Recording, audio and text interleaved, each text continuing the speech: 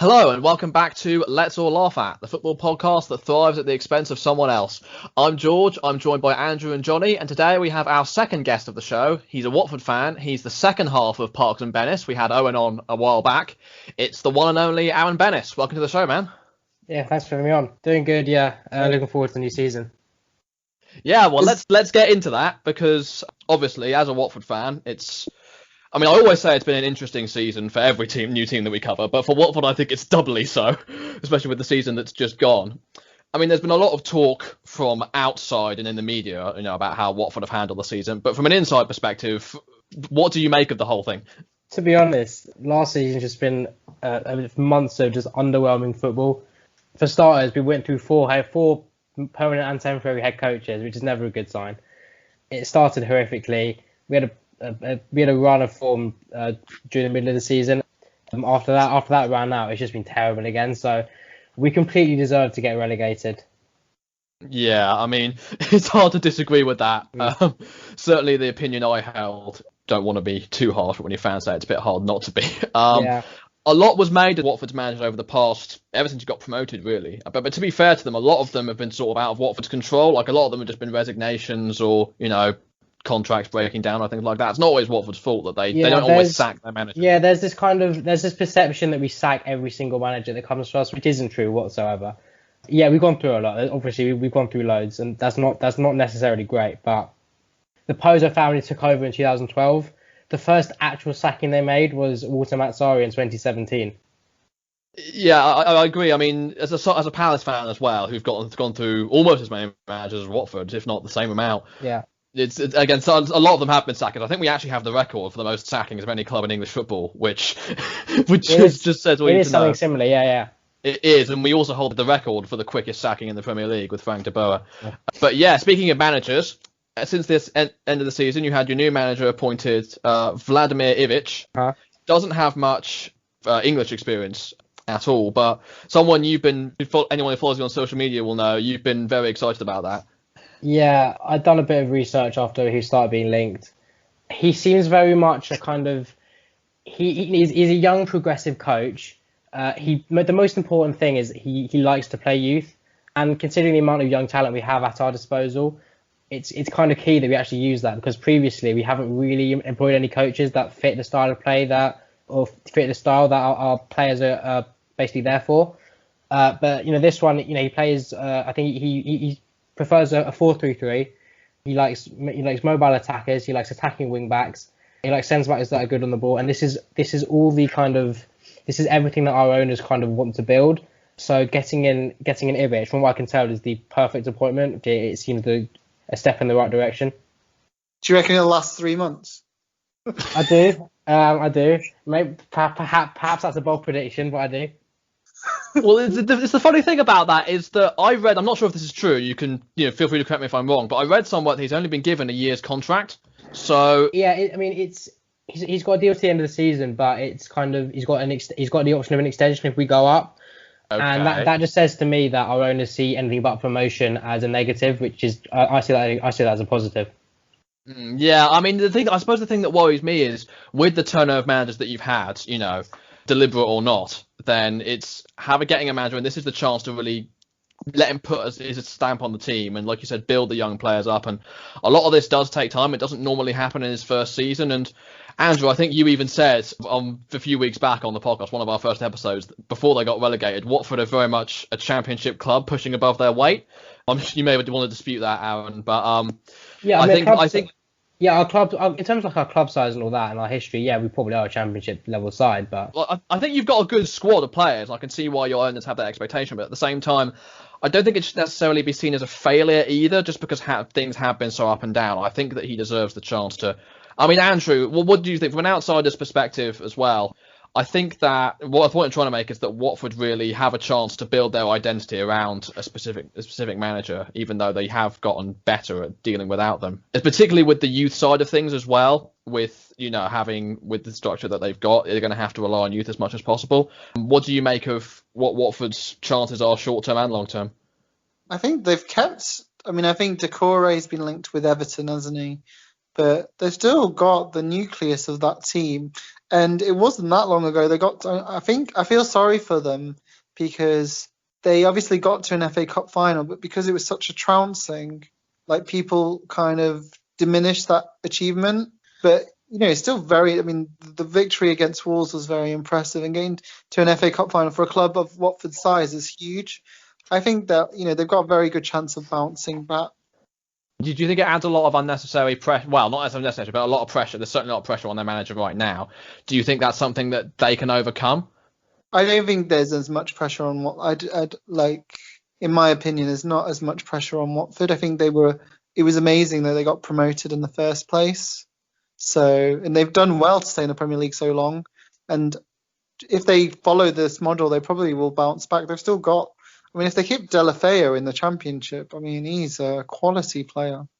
Well, he has said he wants to leave, and there's been a lot of clubs linked with him. But yeah, I think you probably will. I do expect Deulofeu to go, but he wouldn't play until around November time anyway because he's injured. The main there's really two players that there's three players of kind of the main core of the team last season that we really want to keep.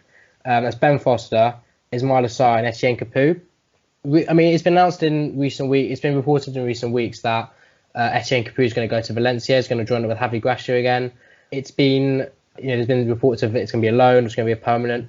The Watford correspondent of the Athletic, it's Adam Leventhal, is the kind of the most reliable source of Watford news. He reported earlier that he isn't desperate to leave, but he'd like to work with Javi Gracia again. But because of their kind of financial constraints, they are basically struggling to fund the move for Capoue.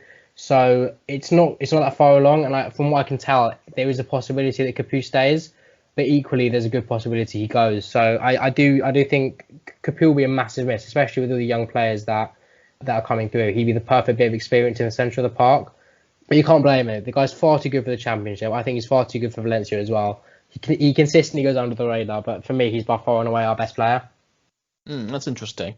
So, Johnny, I'll bring you into this finally. Yeah. You're an Arsenal fan. I'm sure you watched that final day match against Watford when they unfortunately went down. Based on what you saw there and how you saw them play throughout the game, can you get behind a lot of what Aaron's saying? Yeah, absolutely. Watford, they play some nice football, Watford. They're not a bad side to watch. They got some really good players in that team. Deulofeu, Sarr, even Troy Deeney. He's a solid player. I would love him at Arsenal, Troy Deeney. The thing I feel with Watford is, I didn't feel so much sympathy when they went down, because I think they sacked Pearson. Oh no, was it Pearson they sacked? I can't remember. It was now. It was Pearson, wasn't it? They sacked Pearson with 2 games to go, knowing they've got two really hard games coming up. And I just didn't understand it, and I just thought, why not? I just don't understand it, because they had Arsenal and they played the other game. It was Man City. Man City. Yeah. 2 really hard games, and you sack him, and it's like, well, there aren't many managers who could have done better, to be honest. What I would say though is in fact, we didn't go down because we sacked Pearson, because there was whoever was in charge. It was very unlikely we were going to win those final 2 games. Yeah. I don't think he was sacked because of. If we're being honest, tactically we were really, really horrific. I can think of after the the new manager bounce wore off. The only proper good performance I can think of was the Liverpool game. So in terms of his tactics and the form we were on, you can't really have any arguments with the sacking. The only real arguments with the sacking is the timing, which fair enough. 2 games to go was a bit odd. The problem I have with people is saying we'd have stayed up if we kept Pearson, because that's complete nonsense. Yeah, no, I do agree with that. Yeah, as I say, but with Watford, even against in the last game against us. We were cruising. I think it was 3-0 up. 3-0 up, yeah. Yeah, and we got a bit airy the last 5-10 minutes. Being an Arsenal fan, I'm used to us defending absolutely terribly. So, but I think Watford will bounce back next season. I think if they keep that nucleus of players, I think they'll be all right, because they've played some decent football. Ben Foster. I feel a bit sorry for Ben Foster, because he's a good goalkeeper. He doesn't deserve the amount of goals we conceded. Yeah. No. I feel sorry for him, because he conceded so many goals, but if it wasn't for him making some brilliant saves, it could have been even worse. But 100%. Yeah, definitely. Yeah, did you guys know Andrew's unfortunately dropped out of the call. His connection's not that good, so we'll see what happens to him. but we'll carry on for the time being. So yeah, in terms of actual concrete predictions then for the season, I think it's Middlesbrough you start with at home. Yeah. What's your sort of predictions for the first start to the season and the season in general? What do you think is likely to happen? At this point in time, it's quite difficult to tell because there's still so much to do. We haven't sold anyone yet. I mean, Decore is seemingly on the verge of going to Everton. But apart from him, there hasn't really been any kind of concrete rumours in terms of basically players being on the verge of leaving. We've also only signed one player, Jeremy Ngakia from West Ham, which is a good signing, but we need a lot more than that. So at this point in time, it's difficult to tell. I am confident for the season, assuming we get everything done that we need to do. But what I would say is I wouldn't be too surprised if we start slowly. Middlesbrough won't be an easy test. Neil Warnock's a good manager. I think Middlesbrough could actually be a dark horse for me. So that'll be a tough test. I think we've got Sheffield Wednesday second and then Luton at home after that. So behind closed doors as well, never a good one. Yeah, but I'm hoping we get to that third game and absolutely whack him. But I wouldn't be too surprised if we start slowly because the transfer window closes I think October 16th. I'm pretty confident we'll do most of our deals after the season started.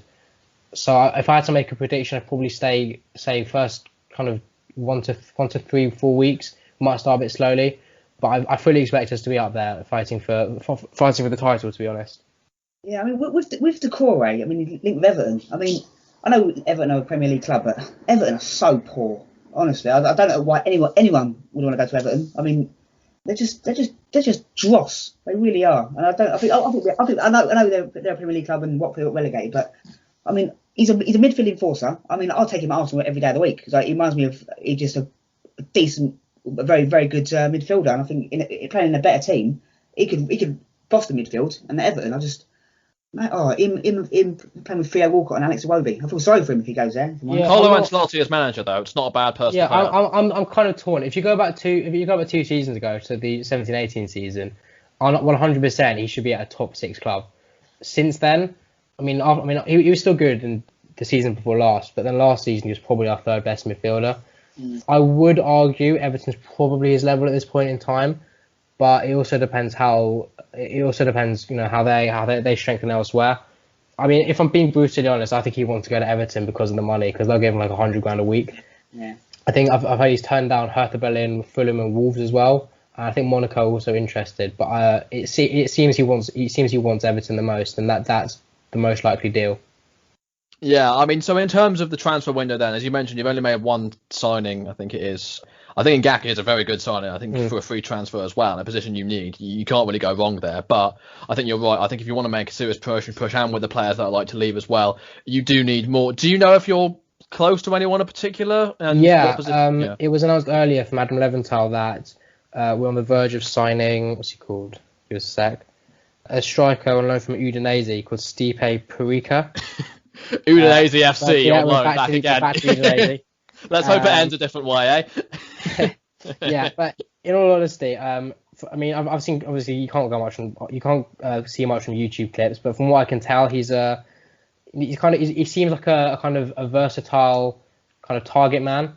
He seems a decent finisher. He's 6'4". He's good at winning headers, so he seems very much a plan B option. And especially with the talk of Deeney potentially leaving, Welbeck's got a relegation release clause. We're going to need another striker at competition to the other options we have. So I think, from what I can tell, this will be a good signing on loan. Yeah, because Deeney's been linked with the move to West Brom as well. I think if they're serious about that, it'll likely happen. Yeah, for sure. And I mean, with the other players as well, the likes of Sarr is probably the biggest name. Been linked with Palace a lot. I mean, I just can't see us going in for him unless we lose Zaha. I don't think that's going to happen either. Yeah, it's unlikely. No, especially now you've got Eze. I think it's kind of less likely. Well, yeah, exactly. We'll get onto that. Don't worry. But I think. I mean, the thing that would worry me if I was a Watford fan is if a bigger club like Liverpool coming in, particularly at the end of the window, I think things could probably heat up before then. I mean, Watford signed Sarr on deadline day, so there's a very real chance he could go on deadline day as well. But if you can keep him, I think he'll be a hell of an asset. And I think every championship title winning / promotion hopefuls, you need a 25-30 goal a season striker. So if you can try and shore one of those up, if this guy looks, maybe because has a lot better chance of doing it in the Championship than the Premier League. If he can get the goals you need there, then even if the rest of the team isn't up to scratch, you've got a very real chance of going back up. Yeah, I'm looking forward to it. I mean, again, we need to sort out. We need to do a bunch more transfers. I'm looking at. If Sargo's need a winger, I'd argue, I still say we probably need a backup winger to add a bit more competition, even if he stays. Centre back is still very much a priority, as is maybe a new backup left back. So there's still a lot to do. But getting Ivic in, basically Ivic and Ngakia, and from what I expect Parika, it's a good start to the window. Yeah, for sure. It's gonna be fun to see how that gets on. So yeah, let's move on now to. I'm not sure if you guys have heard. It's been a bit of a buzz going around the world of football lately. I'm not sure that many people have heard it, but apparently Lionel Messi, something to do with Lionel Messi. I'm not quite sure, but yeah, in all seriousness, obviously all the talk has been about Messi. Reporting that he wants to leave Barcelona. He's handed in what's effectively a transfer request, saying he wants to go, and of course every big club under the sun has been linked with him. I think people are just pipping Manchester City as the favourites, mainly because of Guardiola and the intent they have of signing him. But again, there's loads of other clubs that are in for him as well. Johnny, I don't know if we can call. I would say it's a shock, but given the way Barcelona have been going in the past few years, it's not really anymore, is it? No, and we just went with Messi. I know he's probably the greatest player of all time, but I just feel like he's kind of thrown his toys out the pram a little bit, and he's kind of gone, well, we lost 8-2 against Bayern. I've had enough. I want to leave. And he's still a world-class player. There's absolutely no doubt about it. And if he came to the Premier League, it'd be great for the Premier League, because we all want the best players to play over here. I still can't see him leaving Barcelona. I just can't see it. If he goes anywhere, I think he'll go to Man City, or potentially just for one season, I think he'll go to Juventus and play with Ronaldo. He's still a world-class player. I just don't see it happening. I would love him to come play for Arsenal. I have we've thrown in an 8 million offer with Guendouzi, but they said no, which I'm disappointed about.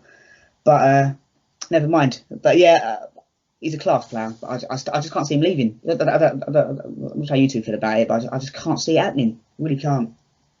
Yeah, well, Aaron, Andrew said last week on the podcast that because of particularly with the way that Barcelona basically been relying on Messi so much as the main man, and ever since the likes of Neymar left, they haven't really tried to build attackers to work with him. They've very much tried to rely on his a bit like what we've done with Zaha for the past couple of years. And I think that, considering how old Messi is, I think he's 32 years old by now, somewhere in that bracket. Yeah. He's not finished by any means. He's definitely, for a player of his quality, he's definitely got a good few more years left in him. Look at Ronaldo. But do you reckon there's a little bit of that going? Do you reckon that perhaps he's almost, given the way his career is going, he is coming to the end of it, do you think that perhaps he sees it as a chance to go and, try and go out on as big a high as he can and just play in the best team that he can and enjoy his last few years? Yeah, it wouldn't surprise me if it's all true that he wants to go. What I would say is he's got so much power at that club that it could very much be another case of he's threatening to leave so that the president will go. Because let's not be funny, they're a horribly run club at the moment. They're signing old players that don't suit their system or whatever.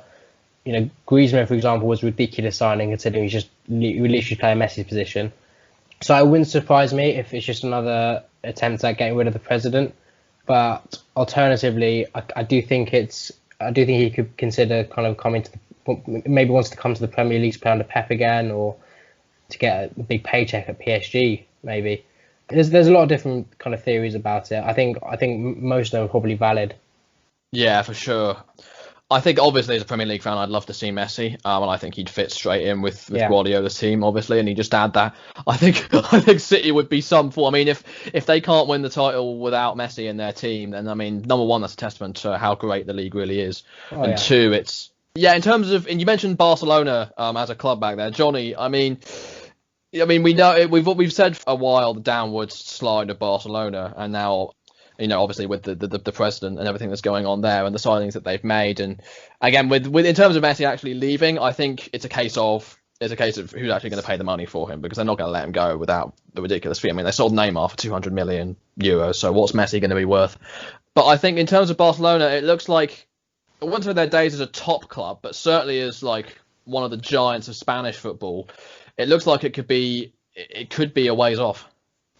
Yeah, definitely. Yeah, and I think he's on something ridiculous. Is it 998,000 euros a week or something ridiculous like that? It's a hell of a lot of money, isn't it? So he's going to pay it. There are only certain clubs in the world of football that can pay that sort of money, and that's Man City and PSG. But as for, I think Barcelona, I think this season has definitely been a blip for them. They were absolutely trounced in the Champions League as well. That was. I've never seen a game like it. I have 8-2 Man United Arsenal. We won't go there. I'll talk about that game. Different 8-2. That's a different podcast altogether. Yeah, let's not go there.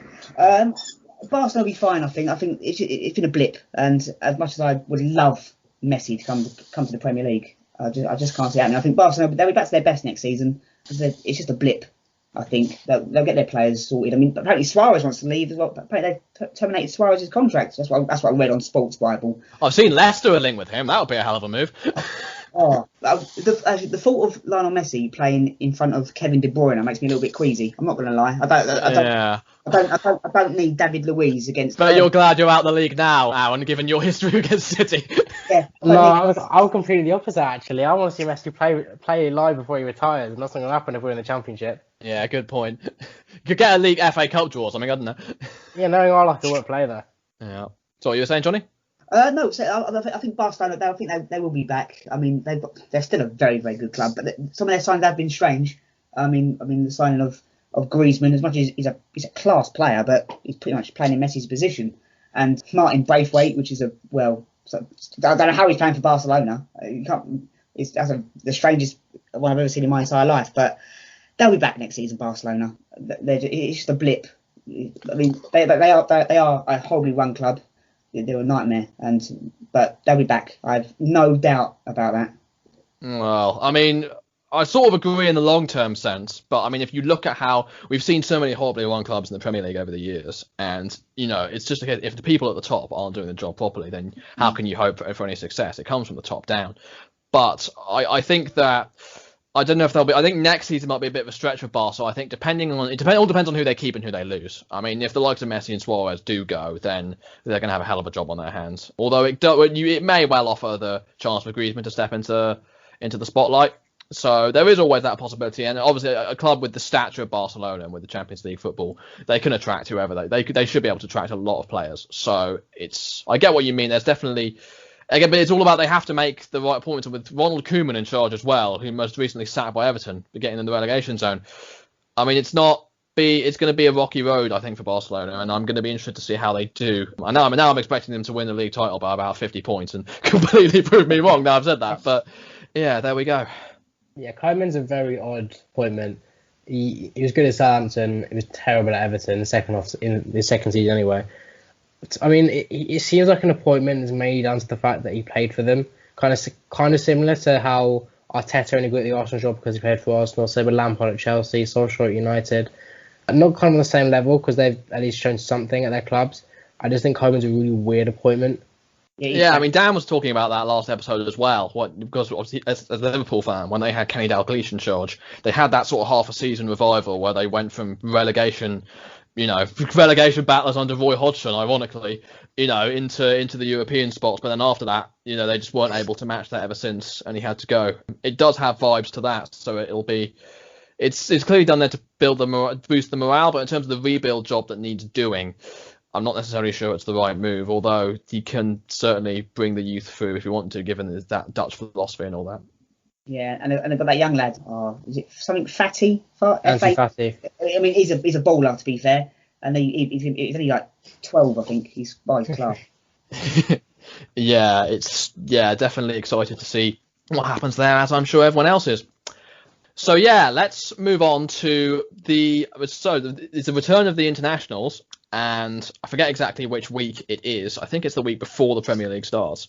So it's that. I think it's the 7th of the weekend or that sort of time.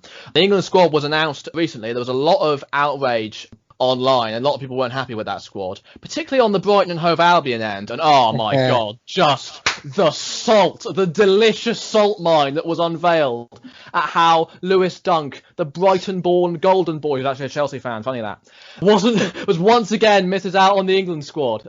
It's such a shame. But in all seriousness. There was an interview where his conductor Cal Southgate apparently confirmed that Eric Dyer, who's been called up, is apparently going to be used as a centre back, as a centre mid. Oh, Yeah, exactly. Let's be fair. Let's be fair. It's not fair that England's best centre back is ignored for a centre mid who plays for a bigger club. So let's be fair. James Tarkowski deserves so much better. Okay, so moving on. Okay, but being serious, Johnny. I guess we'll start with you. I mean, that groan. I guess that's just the tip of the iceberg. Yeah, I mean, I'm a little bit biased, of course, being an Arsenal fan, but I just don't. Eric Dyer, I don't get what he does. Harry Winks is another one. I don't see what he does. I mean, he just passes the ball sideways, and I don't. I mean, Calvin Phillips of Leeds, another one. I mean, he's a good player, and I'm sure he'll be a good Premier League player. But there's players that have missed out. I mean, of course, Jack Grealish. You either love him or you hate him. Yes, he's a bit of a diver. But Gareth Southgate said to Grealish, or said about Grealish, he's got to get some Premier League experience and do this and do that. Last season, he was Villa's best player, and he scored 9 goals and 8 assists, and he was class. And surely he deserves a chance. I mean, I don't understand how he's missed out, and it's just baffling. And another player's missed out. Been a bit biased. I know he's been called up to the under-21s, but how has Bukayo Saka been not even given a chance in a friendly? He played left back, right back, left midfield. And I just think Southgate is, I don't know, and picking Maguire, then dropping Maguire. I think he's bottled it a little bit. I do. I'm not happy with the squad. We're playing Iceland and who's the other team? Denmark, the mighty Denmark. You know the funniest thing about Saka not being included is the fact that he hasn't picked any left backs. Exactly, yeah. Yeah. And the thing as well is Southgate loves his versatility. That's why he took the likes of Fabian Delph to the World Cup a couple of times, because he could play centre mid and left back. He had for City. And like you said, Saka's been playing all over the pitch. If there's one player you want in that team, get him used to the first team. I think he's been, I mean, normally as well with clubs like Arsenal, as soon as a young player does well, they get called up straight away. With the little clubs that have to work for it, but not this time. It's so strange. I'm being a bit biased, of course, because Saka's an Arsenal player, but surely he deserves, for the season he had, breakthrough season, he deserves against Iceland or Denmark, pick him and play him 15 minutes. I know he's been picked for the under-21s, but players like Eric Dyer and Harry Winks, I don't understand what they do. They're just poor. And if they were playing for anybody else, if they were playing for Everton, for instance, they would be picked. They're playing for Spurs, and I just don't understand it. And even Mason Greenwood, he's a good player and he deserves his call up, but he's had no better season than Jack Grealish has had, and he's missed out. I don't get it, really don't. Yeah, I really like the England squads that are picked, because to be honest, there are just so many weird picks. The fact that Jordan Pickford's somehow still in the squad. Oh God. Jack Grealish still isn't in the squad. Eric Dyer has been selected. Mason Mount's still there. Tyrone Mings is still there. Michael Keane's still there. Yeah, Michael Keane's Everton's third best defender. Mason Holgate's probably their best. So it's just so odd. I mean, something I want to touch on. Calvin Phillips, he's come off the back of an excellent season in the Championship. When you consider, the only other number 6 options is Declan Rice, who is good. He's good. I don't think he's anything special, but I think he's good. You got Calvin Phillips, who probably deserved to be in the England squad a long time ago, based off his form. So why is it so convenient that as soon as Leeds have been promoted, now he gets a call out? Yep. Exactly that. That's it. I mean, that's the thing as well, is that, like you've both said, Jack Grealish, Jack Grealish, he needs Premier League minutes. Calvin Phillips hasn't played a single Premier League minute in his life. And he gets, as far as I'm aware anyways, he might have been in another club before Leeds, something after those clubs come off the bench, I don't remember. But as far as I know, hasn't played a minute in the Premier League and gets the call up. And I'm not even saying he shouldn't have been called up, I'm just saying it's a ridiculous excuse. And, a lot of people were saying Ward-Prowse should have been dropped over Grealish. I mean, a lot of Palace fans don't like Ward-Prowse because of the spats he's had with Zaha, but I like him personally. I think he's a good player. I mean, I think he definitely deserves his call up. And set-piece takers as well, with Madison injured, we need as many set-piece takers as we can. But I think you're right. I think there's so many players in there that are there on past reputation. Southgate's favourite and he wants to keep them. Pickford, Keane, Keane and Mings have had average seasons at best for Everton and Villa. So I think that, there are some names I'm happy to see. Obviously, Dean Henderson was a no-brainer. Phil Foden, I'm very happy to see there. But I think overall, just our problem, and it's been our problem for years now, as I've been saying for ages, we have excellent attacking players. No one can deny that. That's what wins us games half the time. The problem is our defence. It always has been. Until that's sold, we're not going to win any major competitions. And looking at that, who's likely going to start in back 4? Alexander-Arnold obviously is on fire. I can't complain at that. But no left back. Who's going to start at left back / left wing back? Tyrone Mings, I think. Probably, yeah. And then the back 3, that leaves you with Maguire. There's no John Stones in there. So it's Maguire, Keane, and Joe Gomez. Yeah, I mean, to be honest, there are considering you got Eric Dyer in there, Mings in there, Keane in there, and Maguire who's been dropped. To me, there are three English centre backs who deserve it more. I'd probably say James Tarkowski, Connor Cody, and you won't like it, but Lewis Dunk. Absolutely, I'm about to say that Connor Cody. Absolutely. Yeah. Yeah, I think all those three centre backs deserve to be in the English squad a lot more than some of the options that are there. Yeah, I mean Michael Keane. I mean, again, he's dross. I don't know how he's in the England team. And Connor Cody, had a brilliant season with Wolves. Doesn't get called up, and I like Southgate. I don't, because he gave me the greatest summer of my life 2 years ago, and it was a brilliant summer.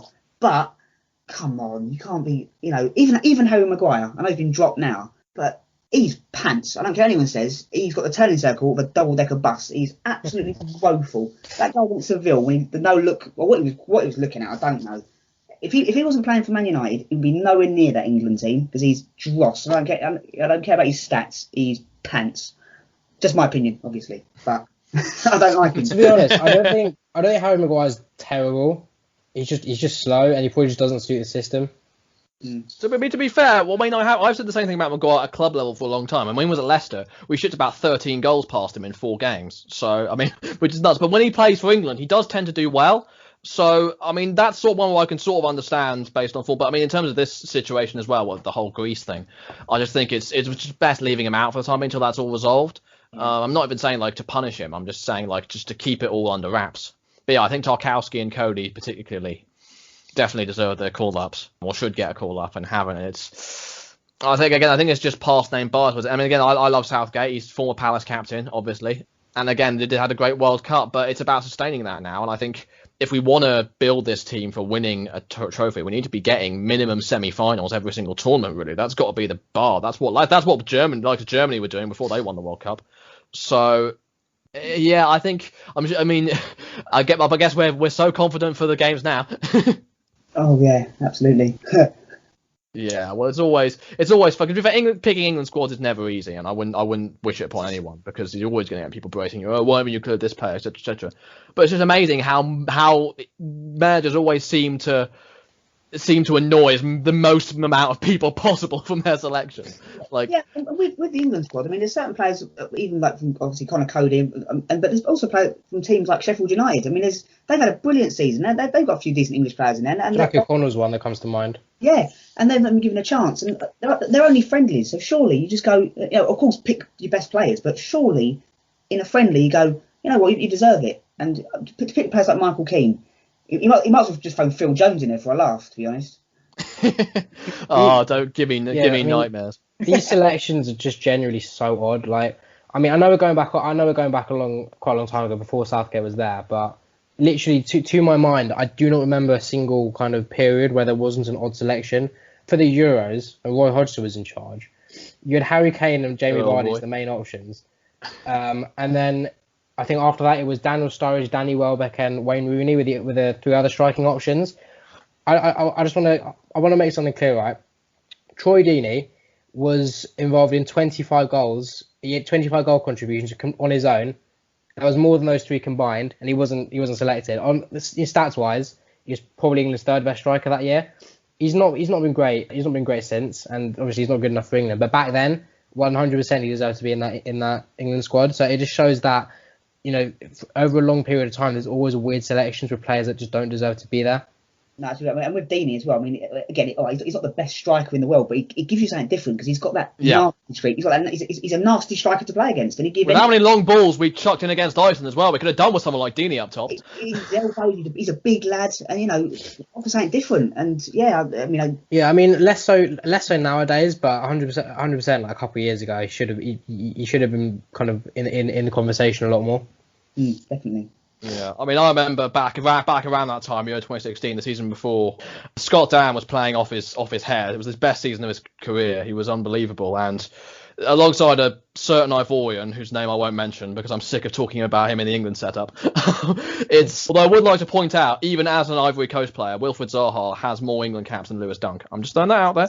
But anyways, I mean, again, they had to be fair, Zaha wasn't as good that season as he was the next couple of seasons. So if you weren't going to pick him at any point, that one I guess made the most sense. But Scott Dann was the best season of his career, and again, the defense, like we said, just was very mediocre. I think he at least deserved a chance. So, but yeah, we've seen this time and time again, and at smaller clubs especially, players just getting overlooked because I think the mentality is, and you saw this with Aaron Wan-Bissaka as soon as he left for Palace. You know, he had unbelievable stats when he was playing for Palace, didn't get called up once, goes to Man United, after playing about 3 games there, immediately gets called up. And that's everything you need to know. I think that basically the way the management views it is, once you get a move to a big club, that is an acknowledgement that you are able to play on the big stage, which isn't true at all. There's so many big clubs, England players who play for big clubs that have been utter dross. There's so many England players who haven't played for big clubs who have gone on to do really well. So it's looking at that black and white is counterproductive, but that's just how it works. So. Another really, this is a very odd call that he made. I think was the start of the 2018-19 season. So I think it was the first England selection of that season. We had Will Hughes, who was playing. He was in good form. He was playing really well. Admittedly, he was playing out of position, but he was playing well, and he probably deserved to be in the conversation. Southgate's called up Nathaniel Chalobah, who had played about 5 minutes previously throughout the entire season. Yeah. It's just crazy. It's crazy. No, but Nathan Chalobah, he's not a bad player, don't get me wrong, but there's players, even John Lundstram deserves a little chance in there, because he's been brilliant for Sheffield United, and I think that the whole thing about the bigger clubs do get picked first is absolutely spot on. They do. I mean, there's certain players that, if Harry Winks and Eric Dyer were playing for anybody else, they wouldn't be in any of that England team. The same as Dele Alli. I've never rated him either. He's dross as well. I'm biased, by the way. I'm very too biased by it, but I'm biased. Really? Are you sure? Dele Alli is an half-decent player, but he's been dreadful for about 18 months now. He's rubbish. Yeah, okay, well, let's not beat this dead horse into the ground anymore. I can't wait to come back next week when we've thrashed, or whatever it is, when we thrash Iceland and Denmark 6-0 each and make us all look like mugs. But anyways. Michael Keane will score 4. Yeah, absolutely. Tyrone Mings will add a 6. Fortunately, I don't care too much for England, so it's all good. Yeah, I mean, I'm more invested now in England than I have been for a while, purely because of that, mainly because of that World Cup and how much we seem to care and how much effort they put in. Let's hope that doesn't deteriorate anytime soon, otherwise my enthusiasm certainly will. But yeah, let's move on. So, because I mean, it's only been a couple of days, only a few days since the last episode, but the transfer window has absolutely exploded since then. I think things have really started to kick into life now. We'll start with your club, Johnny, Arsenal. All the talk's been about Gabriel. He sets up the most reliable sources are confirming that it's done. He will be signing, but hasn't been announced by the club yet, but should hopefully be soon. Oh God, we're a joke. It's so funny because with Chelsea, they wanted Ben Chilwell. They were like, we want him for this price. We're going to get him. And within 2 days, he's holding up a Chelsea shirt. It's done. Arsenal, he's in London, and then it's like all goes quiet. I mean, just get it done. Surely it's just it's doing my head in. And he's obviously a good player. I don't know much about him, if I'm honest. Only stuff I've seen on YouTube. But we've had a brilliant transfer window so far. Haven't spent a lot of money, but obviously on him 27 million for Gabriel. But we've had a great transfer window. Obviously, Willian, really happy with that. That's a great signing.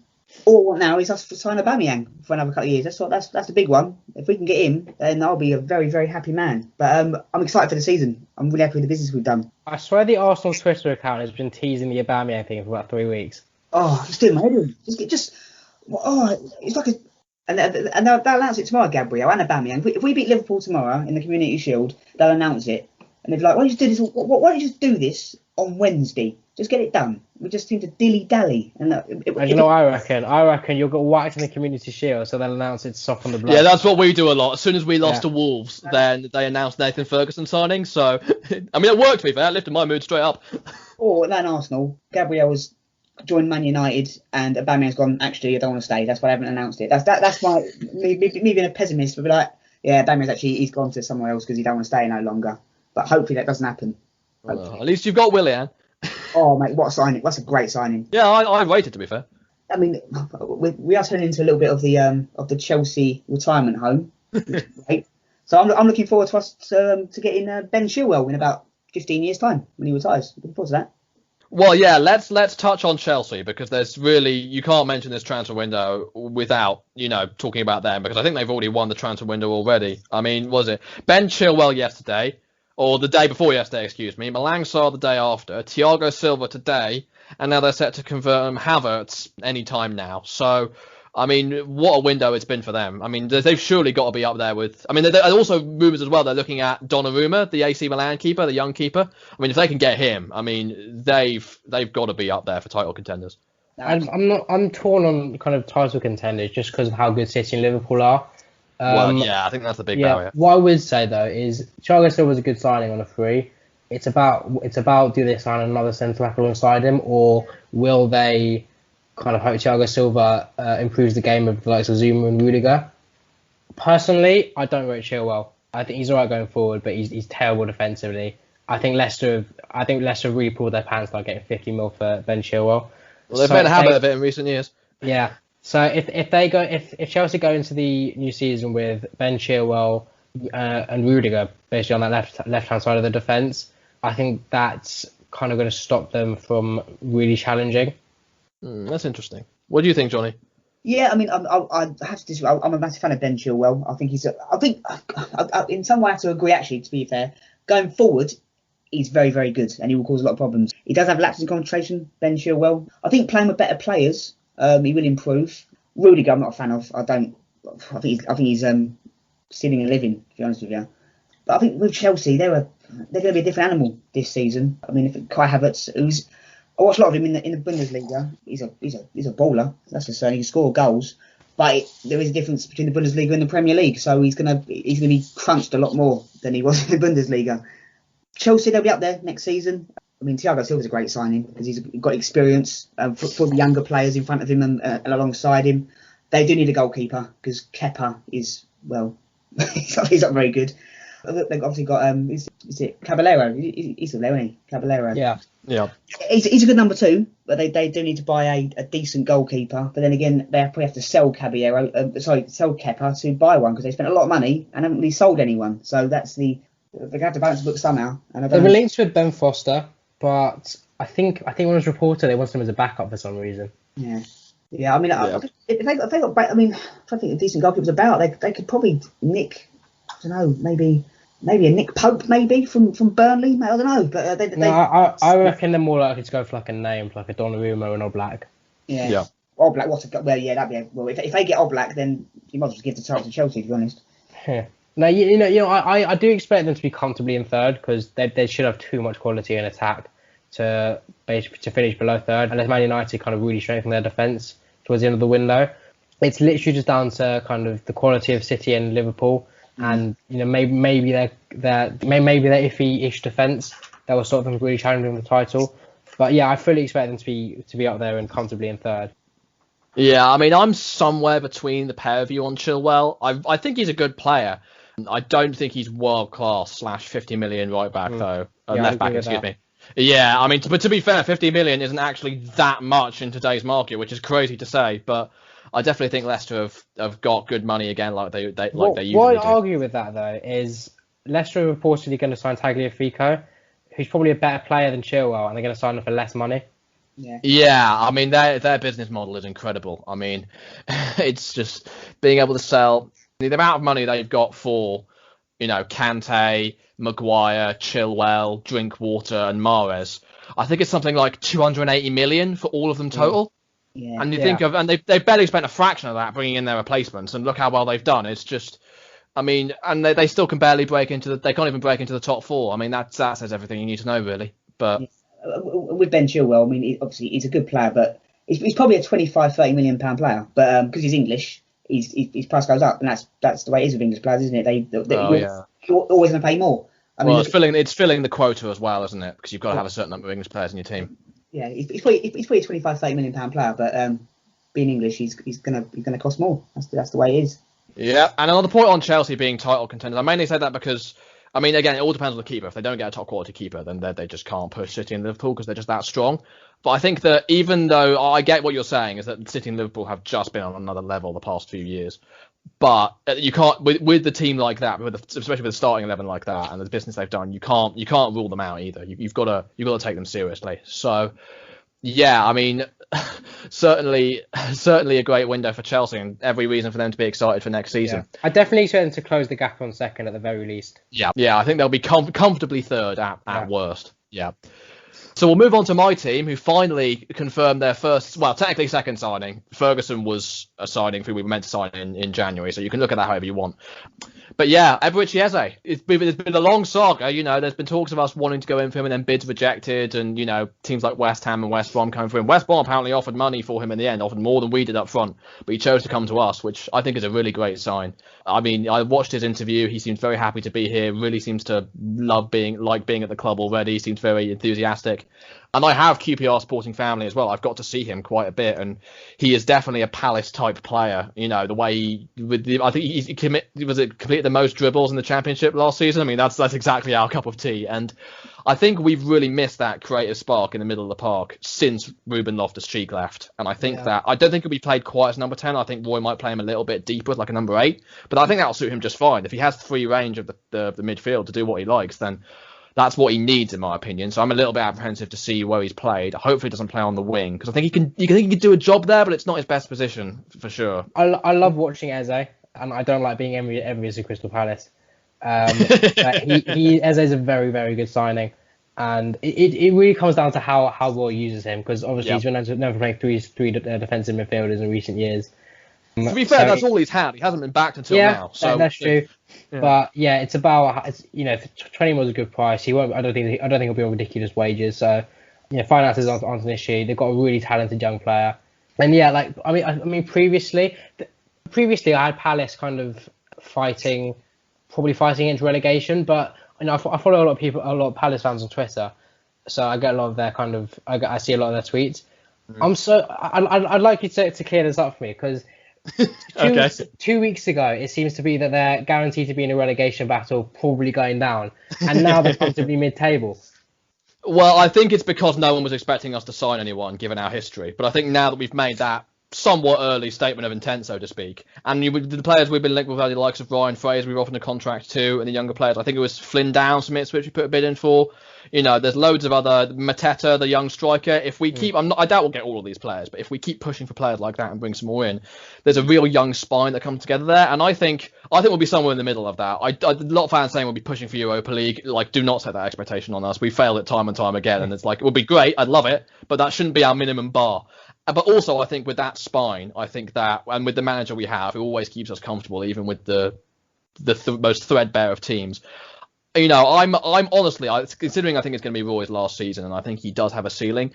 If we get in the right players, I'm happy to just write off next season and just enjoy the ride. I think we'll finish about 12th, 13th in that sort of bracket, and let's just enjoy it. I want to see where this team can go and what we could do. Hopefully we don't just leave it here. I don't think we will. I think we've got plans, like I said. But yeah, depending on who we can bring in, I'm excited for next season. Yeah, it's about making that transition, because they're clearly, from what I've seen linked today, they're clearly trying to build a younger squad. Yeah. Last time they tried to kind of do this, they've got flanked the ball. They tried to make that transition too quickly. I think. And we didn't have the money to back him either. Yeah, that's true. Yeah, but I think if they keep Roy Hodgson for one more season, let him kind of integrate these players, and then he leaves next summer, and then it basically becomes pivotal that they get in the right coach. Yeah. But if they do that, then they're looking at a pretty bright future. Yeah, no, I totally agree, and I think you're right about the managerial appointment. I think that the fact that they're starting the rebuild, well, I say early, it's been a long time coming, but before the manager leaves, it means that then when the new manager comes in, he's got a lot more to work with, and we haven't got to be grabbing around for players as much, even though I do think we'll need more come the next window.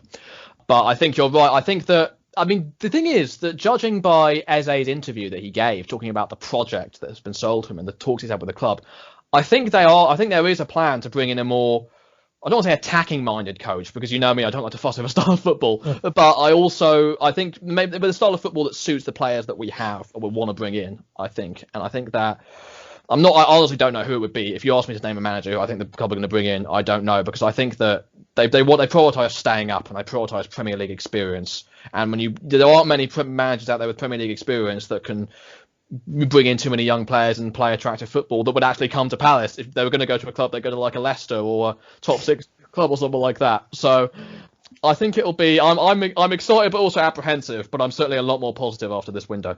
Yeah, I think you'll see a lot of kind of where you're heading towards as the season goes on. If they're comfortably mid-table, showing promise of moving forward, then they'll be in a good position.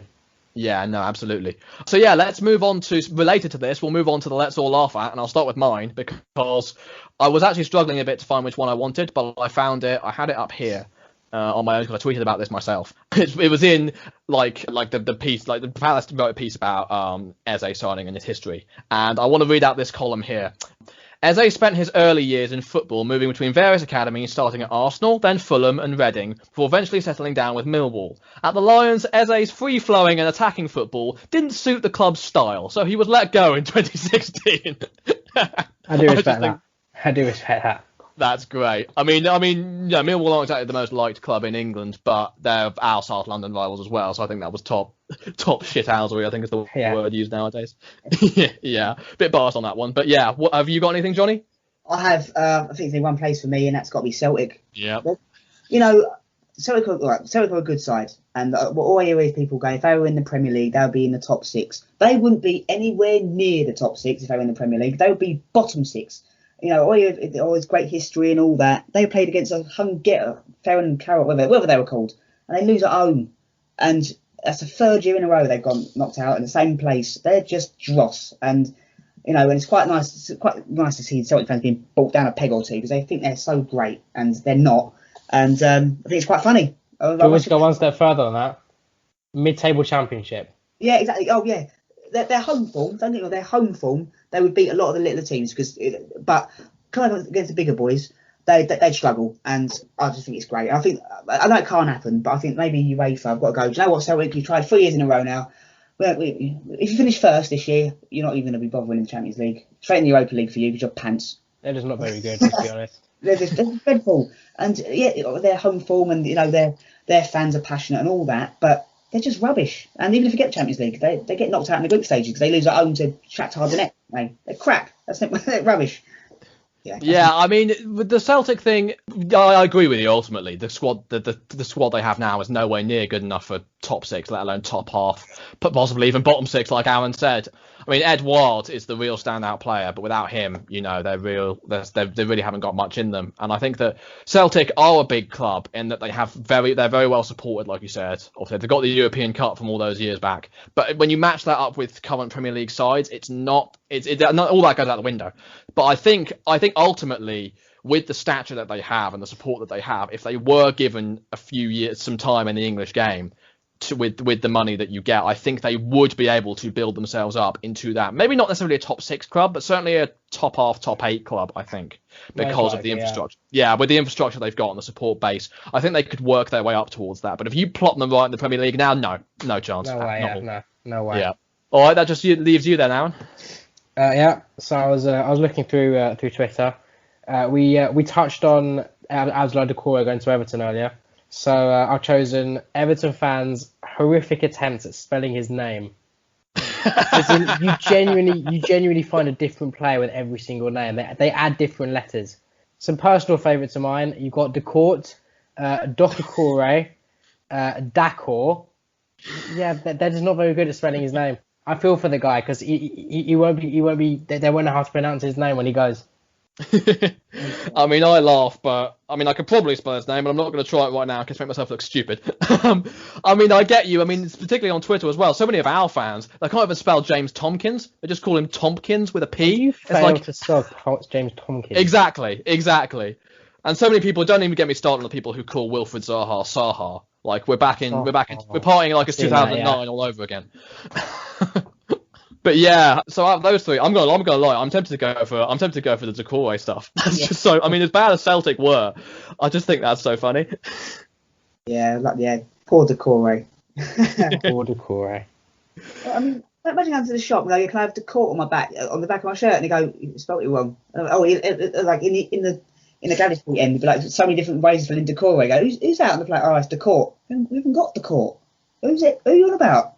Well, what Watford / Everton will do is they'll deliberately spell his name wrong to try and add a couple names so they can get higher sales on the shirt. Add a couple letters so they can get the higher sales on the shirt from adding more letters. To be honest, from what I can tell, they could put any letter on that shirt and the Everton fans would think it's the right player. Probably. Pretty much, yeah. Okay, yeah, so we're just about run out of time. That's all we've got time for. Thanks for listening to this episode. Be sure to drop us a like and a follow, whatever platform you're on. You can find us on YouTube and Spotify at Let's All Laugh at a Football Podcast, as well as Twitter at LALA_podcast. Be sure to check out Johnny's work at Life's a Pitch, the podcast. Links in the description. Be sure to check out the Parkes Bennis podcast. We'll leave the link to the latest episode and the playlist in the description. Thanks to Johnny for joining me. Thanks to Andrew for joining us for the 5 or so minutes that he actually could show up. Thanks to Aaron for joining us. Thanks for listening, and we'll see you guys next time. Take care.